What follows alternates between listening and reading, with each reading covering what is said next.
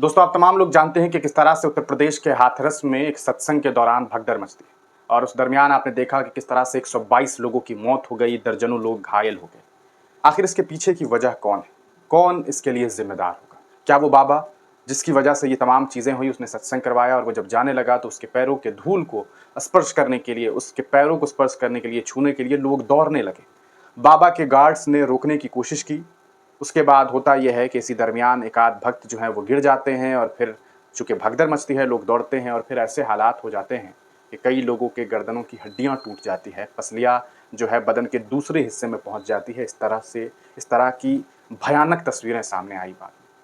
आप इन बाबा के बारे में कुछ जानते हैं? आइए हम आपको इस बाबा के ऊपर छपी हुई एक खबर जो प्रकाशित हुई है वो बताते हैं, फिर आपको मालूम चलेगा कि ये बाबा की कुंडली कैसी है। असल में बाबा पहले पुलिस में थे। जी हाँ, उत्तर प्रदेश पुलिस डिपार्टमेंट में थे और फिर बाबा के ऊपर छेड़खानी का एक मामला सामने आया। भास्कर ने खबर छापी जिसमें लिखा कि बाबा की कुंडली 28 साल पहले छेड़खानी के आरोप में निलंबित 6 आपराधिक केस, कई दिन एटा जेल में रहा। अब देखिए, किसी इंसान की कोई निलंबित तभी होता है जब उसके ऊपर चार्जेस जो हैं वो सही पाए जाते हैं।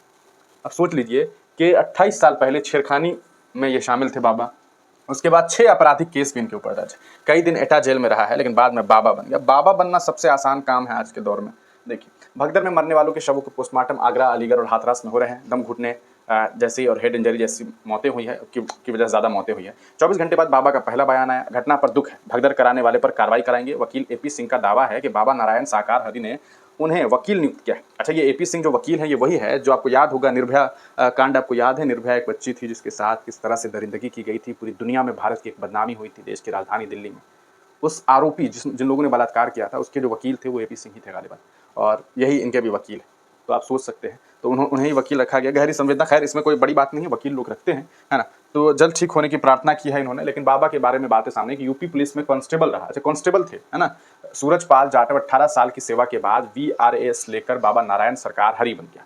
वीआरएस ले लिया, यानी कि इन्होंने छोड़ दिया। हालांकि इनके ऊपर चार्जेस लगे थे। क्या लगे थे? कि छेड़खानी की, इस वजह से निलंबित किए गए थे, सस्पेंड भी किए गए थे। वह एटा जिला से अलग हुए। कासगंज जिले के पटियाली तहसील के बहादुरपुर गांव का रहने वाला है। 28 साल पहले छेड़खानी के आरोप में पहले निलंबित हुए और फिर बर्खास्त हुए। इटावा के एसएसपी संजय कुमार बताते हैं कि छेड़खानी वाले मामले में सूरजपाल एटा जेल में काफी समय बंद रहा और रिहाई के बाद ही बाबा के शक्ल में, जी हाँ, बाबा की शक्ल में लोगों के सामने आया। बर्खास्त होने के बाद सूरजपाल को कोर्ट के आदेश पर बहाल किया गया, लेकिन 2002 में आगरा जिले से उसने वीआरएस ले लिया। यूपी के पूर्व डीजीपी विक्रम सिंह के मुताबिक सूरजपाल के खिलाफ 6 आपराधिक जो मुकदमे हैं वो भी दर्ज हैं। तो बाबा जो हैं वो काफ़ी चर्चित बाबा हैं।